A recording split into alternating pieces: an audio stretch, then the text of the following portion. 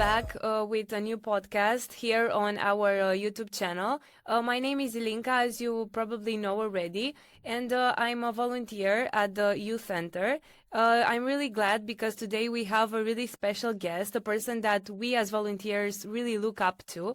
He has a lot of experience in the youth work field, and he's here to share a little bit of his experience with us, the challenges of this field and everything. So we have here Alex Petreuș, and I will let him present himself a little bit more. Hello, everyone. Thank you, Ilinca, and thank you for inviting me to this new episode of the podcast. Maybe I should start by introducing myself and telling a bit about myself. My name is Alex. I am a youth worker here at the youth center in Bucharest, the National Youth Foundation Youth Center. I'm also coordinating some projects and activities at national level, but also here locally in Bucharest. And my youth work journey started almost 3 years ago. It sounds crazy when I'm saying this, to be honest. I'm feeling a bit old, but not necessarily, because if you work with young people, you always feel young. I started working actually in Timișoara, which is the city where I come from. And there I worked also as a youth worker at the Timiș County Youth Foundation, or FIT, maybe it's more familiar to people, where I was actually doing activities regarding the European Union, which is something that I continue to do, just raise awareness about the opportunities that young people have in the European Union and beyond, actually, and just trying to help the young people understand how important and how lucky we are that we live in Europe. Thank you so much for your answer. What does the concept of empowering youth means to you? Nice question for the start. For me, empowering youth, I think it means to show young people and to put them in the context where they understand that they have some abilities that can actually shape the future of themselves, but also the future of their communities and the future of the world in general. Because from what I saw in my youth work activities, people, and especially young people, have some passions. Maybe they're influenced online or by their friends to do some things and to try new things. And they're thinking that, hey, maybe this is helping me. But I think our role as youth workers in empowering youth and empowering the young people, is to actually show them that everything they're trying, all the hobbies that they have, all the passions that they have, can contribute to a better world and to a better community. Yeah, okay. For me, that's what empowering youth means. You kind of answered to that, but I would really love to hear even more about do you think it's important or valuable for young people to actually participate in this kind of projects that you're leading? Yeah. Okay. Nice. It's actually really nice because we have a project called Empowering Youth for a Stronger European Democracy, which was concentrating on promoting the youth participation in the European elections, which were in June in 2024, and we had a massive success with this project. We had 35 youth ambassadors all across the country that held activities about the European Union, about the benefits of the European Union, and about why it's important to actually go voting and to get yourself involved in democracy and in the world of the European democracy. We had over 5,000 participants in these activities, and I think it's important to them to participate in these kinds of projects and activities where they are the leaders. Actually, they are the leaders of tomorrow that can show their peers, their colleagues, their friends that, hey, just by doing a small activity of 1 hour, let's say, or just staying at a cafeteria with your friends and talking about important things such democracy or human rights, can change something in themselves and in their peers. I think it begins from these small discussions, and just like to have a glimpse of what it means, I think it goes beyond that, and they will actually feel empowered to participate in these projects where if they decide to do it, in the end, they will see that their work is actually matters, and the numbers are huge, and they have a really big impact in this. So, speaking about impact, how do you think the world would look like if we would do more activities like these ones, more projects that really encourage the teenagers and youth in general to, I don't know, be more confident and do more activities and be more passionate and do more projects and stuff like that? How do you think the world would look like, and what do you think are the main benefits of this? Well, I think, of course, the world would be a better place, because I think that if the young people decide to take initiative and to participate in projects and start NGOs, why not? Or let's say in general, do activities that help them develop. I think it's good that they do it since a very early age, because I'm just looking at my parents and my grandparents, or just like people, let's say above 50 or something like this. They didn't have these much opportunities to get involved. Yeah. They were just, I don't know, following some rules, and they were thinking that, okay, everything was going according to a natural plan, let's say. But right now, I think, and this is a very big concern for us, for young people, that we don't have like this, let's say, planned future. And I think also the fact that we have so many options to choose from maybe makes us feel a bit more anxious, let's say, about what we want to do in the future.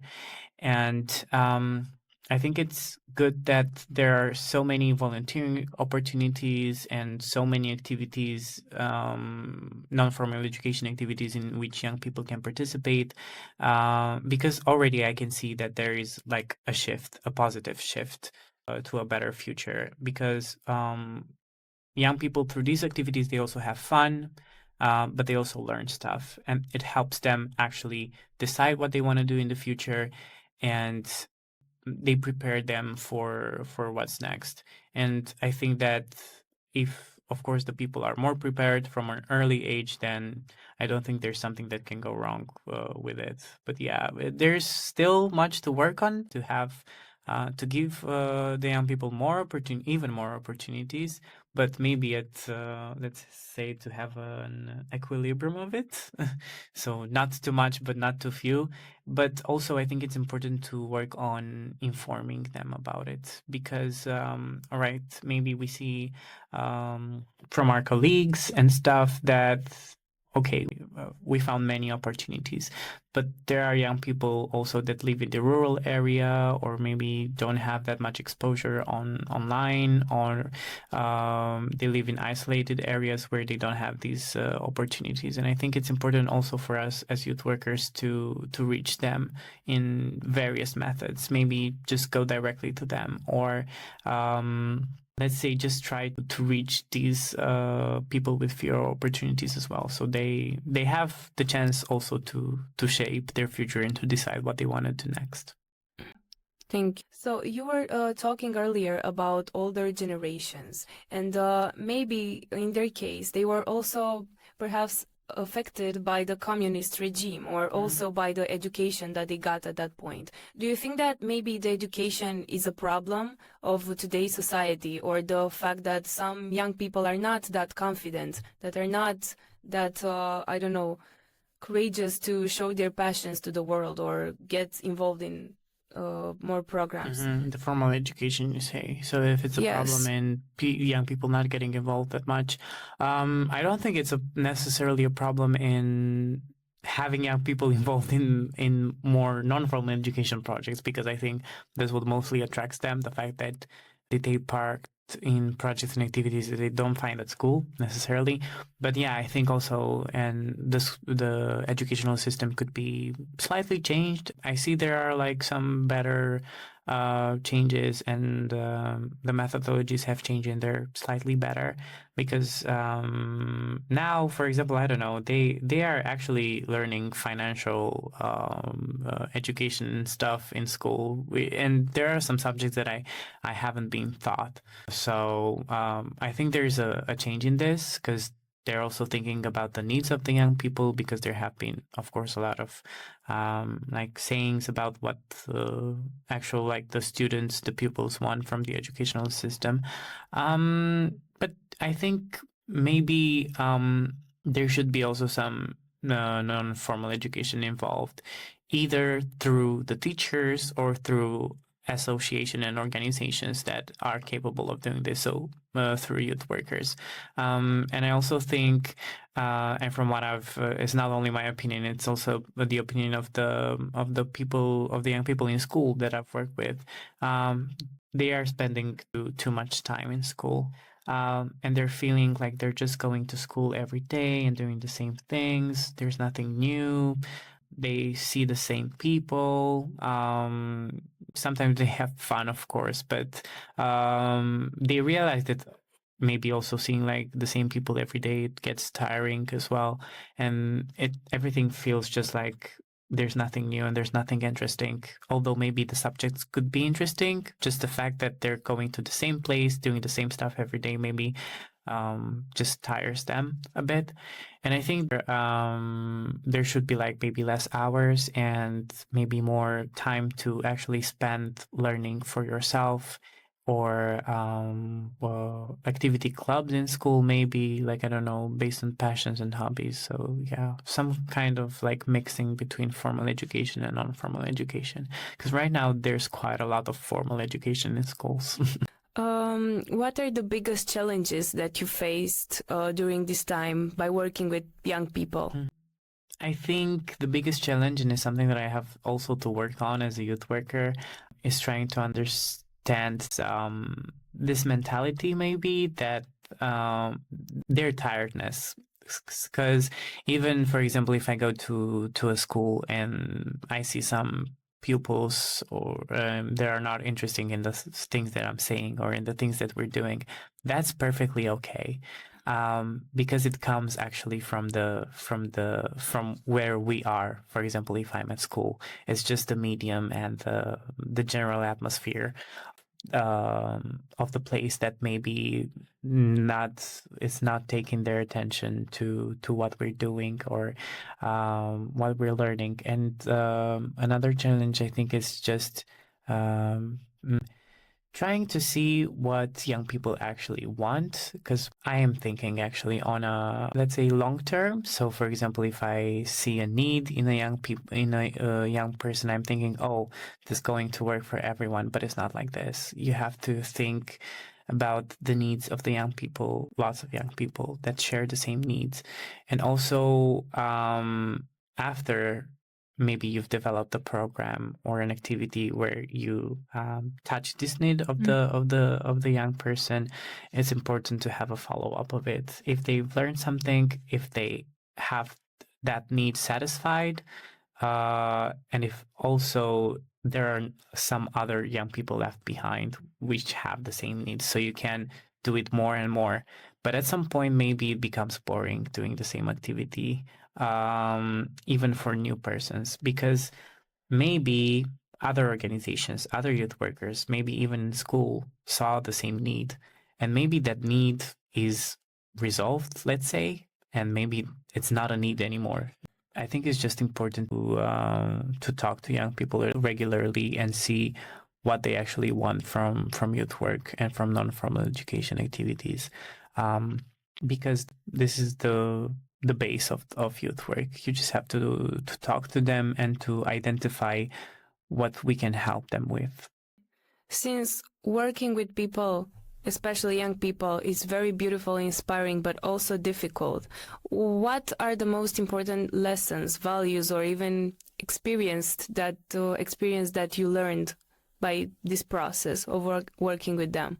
What are the most important things, or things that you want to mention or share with other people? This is nice.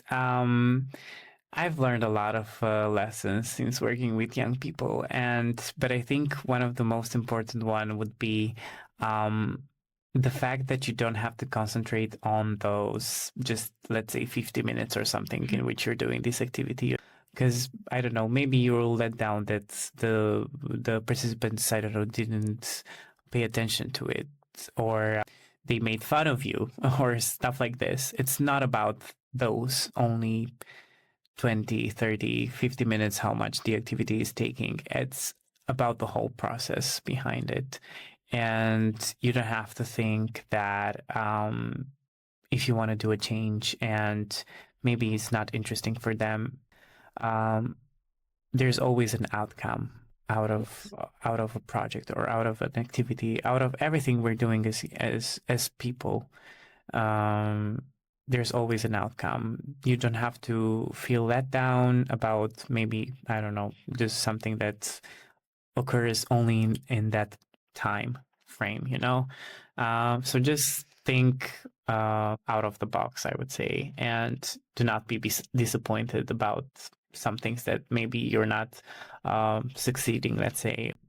Not even succeeding, they don't turn out to be the way you want it to be. Because in the end of the day, you learn a lot of lessons from everything. And I think that's the most important lesson that I've ever learned, that there's always a lesson to learn. Yeah. Okay. Right now, I would like to ask you something more about the people that aspire to work in this field, the field of working with young people. What can we do in order to be more prepared, or, I don't know, having more time for maybe for studies, maybe for university? How do you manage to do everything so well, but also have a personal life, education, and also a job? How do you do everything? The answer will be balancing them, I think, and just to find satisfaction in everything that you're doing. So just not be pressured, not be stressed, and learn the lessons. As I said earlier, just enjoy everything you're doing, and not feel like, oh, I have to do this, I have to do that, I have to speak to my friends, I have to work, I have to study, I have to do everything. Just try to enjoy all the moments that you're doing and try to find a balance in what you're doing. And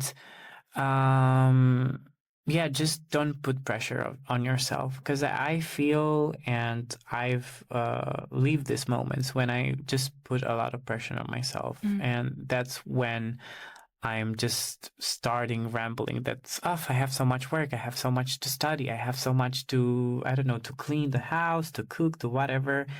That's just pressure we're putting on ourselves, because in the end, there are just some expectations that we have. And usually when we have expectations about our personal self, they're very, very unrealistic. So yeah, that would be my answer in finding this balance to youth work, to study, to also have a personal life. I think it's balance in not putting a lot of pressure on yourself, because again, you have a lesson to learn from everything, and everything helps you develop yourself. So you just shouldn't have that many expectations. Thank you. I think this was my last question. Thank you for coming here and sharing your experiences with us. Thank you so much, you all, for watching this video, and we are waiting for you to see also our next videos, our next podcast. Thank you again, Alex, for Thank you so much your time, for your attention and everything, and bye. Yeah, see you in the next videos.